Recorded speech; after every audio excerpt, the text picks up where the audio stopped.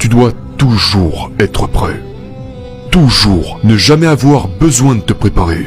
Les gens me demandent « Oh, pourquoi est-ce que tu t'entraînes, David ?» Je m'entraîne pour rien. Je m'entraîne pas pour quoi que ce soit. Sauf que quand quelque chose se présentera à moi, je serai prêt. Ou ces gens qui me disent « Mec, comment est-ce que tu gères l'échec ?» J'échoue constamment. Je suis constamment en train d'échouer. Et ils me demandent « Comment est-ce que tu gères l'échec ?»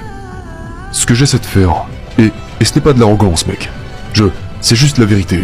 Et très peu de gens essaient de le faire. Peu de gens arrivent à le faire. Et ces mêmes gens ouvrent leur bouche et me critiquent lorsque j'échoue. Parce que j'essaye de faire des choses que la plupart des gens sur cette terre ne feront jamais de leur vie. Mais je ne considère pas l'échec comme un échec. Je considère l'échec comme une première, une deuxième, une troisième, une quatrième, une cinquième tentative.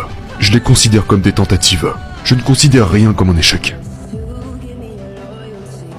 Ne pas essayer est un échec. Ce ne sont pas des échecs, ce sont des tentatives. Quand tu essaies de faire quelque chose qui est plus grand que toi, quoi que tu sois, qui que tu sois, si tu es paralysé et que tu essayes de faire un pas et que tu n'y arrives pas, tu n'as pas échoué, enfoiré. C'était juste ta première tentative. Parce que si c'est ce qui t'importe le plus, c'est comme ça que ton esprit doit réagir dans tout ce que tu fais. Donc je ne vois pas ça comme...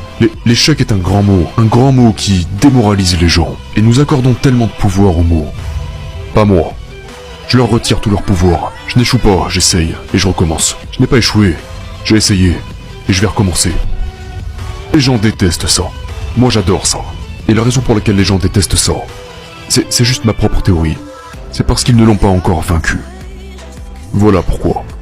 Les gens me demandent, mec, mais pourquoi est-ce que tu es si ouvert et vulnérable en public? J'avoue absolument tout sur ma vie, j'ai menti, j'ai triché, j'ai merdé. J'avoue absolument tout, je suis un putain de livre ouvert. J'en ai rien à foutre. Et la raison pour laquelle j'en ai rien à foutre, c'est parce que je l'ai surmonté, je l'ai vaincu.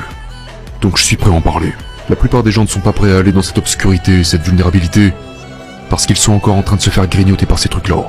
Quand les gens surmontent leurs problèmes, ils deviennent des putains de livres ouverts. Parce que ils sont fiers.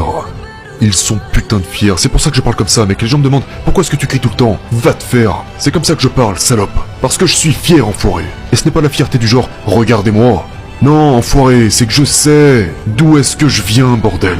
Je ne devrais pas être ici en ce moment. Être ici en train de te parler. J'étais un putain de gars pitoyable. Je suis fier de moi. Et donc je peux te le dire sans problème. J'étais misérable. Et je me suis complètement réinventé. Tu dois toujours être prêt. Toujours ne jamais avoir besoin de te préparer. Les gens me demandent « Oh, pourquoi est-ce que tu t'entraînes, David ?» Je m'entraîne pour rien. Je m'entraîne pas pour quoi que ce soit. Sauf que quand quelque chose se présentera à moi, je serai prêt. Ou ces gens qui me disent « Mec, comment est-ce que tu gères l'échec ?» J'échoue constamment. Je suis constamment en train d'échouer. Et ils me demandent